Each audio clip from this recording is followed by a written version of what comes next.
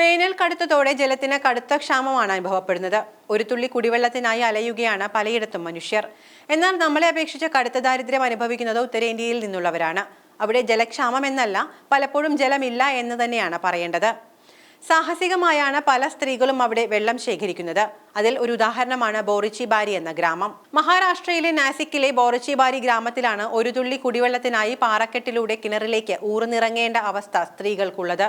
കുടിവെള്ളത്തിനും നിത്യോപയോഗത്തിനുള്ള വെള്ളത്തിനും അതിരൂക്ഷമായ ക്ഷാമം നേരിടുന്ന മേഖലയാണ് ബോറിച്ചിബാരി. പേട്ട് താലൂക്കിൽ വേനൽ കടുത്തതിന് പിന്നാലെ ഗ്രാമങ്ങളിലെ കിണറുകൾ വറ്റി.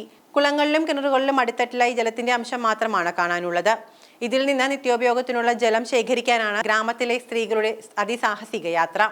ഇതിനോടകം തന്നെ ഈ സാഹസികതയുടെ ദൃശ്യങ്ങൾ സമൂഹ മാധ്യമങ്ങളിൽ വൈറലായിട്ടുണ്ട്. ചെറുകയറിൽ തൂങ്ങി പാറക്കെട്ടിലൂടെ ആഴമേറിയ കിണറിലേക്ക് ഇറങ്ങിയാണ് കന്നാസ് ഉപയോഗിച്ചുള്ള ജലശേഖരണം. പൂർണ്ണമായും മഴവെള്ളത്തെ ആശ്രയിച്ചാണ് ഗ്രാമത്തിലെ 3 കിണറുകളുടെ പ്രവർത്തനം. ഫെബ്രുവരി അവസാനം വരെയാണ് സാധാരണഗതിയിൽ ഈ കിണറുകളിൽ നിന്ന് വെള്ളം ലഭിക്കാറുള്ളത്. 3 കിലോമീറ്ററിലേറെയാണ് വെള്ളം ശേഖരിക്കാൻ ഗ്രാമവാസികളായ സ്ത്രീകൾ സഞ്ചരിക്കേണ്ടി വരുന്നത്. ഇതിന് സാധിക്കാതെ വരുന്നവർക്ക് 200 ലിറ്റർ വെള്ളത്തിന് 60 രൂപയോളമാണ് ചിലവിടേണ്ടി വരുന്നത്. ജൽജീവൻ പദ്ധതിയിൽ കുടിവെള്ളം ലഭിക്കാനുള്ള ശ്രമങ്ങൾ ആരംഭിച്ചെങ്കിലും പാതിവഴിയിൽ നിലച്ചതായാണ് ഗ്രാമപ്രമുഖർ പറയുന്നത്. പ്രത്യേകം ടാപ്പുകളിലൂടെ ഓരോ വീടുകളിലും ജലം എത്തിക്കുന്ന കേന്ദ്ര സർക്കാർ പദ്ധതിയാണ് ജൽജീവൻ മിഷൻ. കുടിവെള്ള പ്രശ്നം മൂലം ഗ്രാമവാസികൾക്ക് വിവാഹം പോലും കഴിക്കാനാവാത്ത സ്ഥിതിയാണുള്ളതെന്ന് ഗ്രാമമുഖ്യൻ പ്രതികരിക്കുന്നു. 30 വയസ്സ് പിന്നിട്ട യുവാക്കൾ പോലും വിവാഹിതരാകാത്ത സ്ഥിതിയിലാണ്. ബോറിച്ചിബാരി ഗ്രാമത്തിൽ നിന്ന് എന്ന് അറിയുമ്പോൾ തന്നെ വിവാഹം ചെയ്യാൻ യുവതികളെ ലഭിക്കാത്ത സ്ഥിതിയാണ് എന്നും ഗ്രാമത്തലവൻ പറയുന്നു.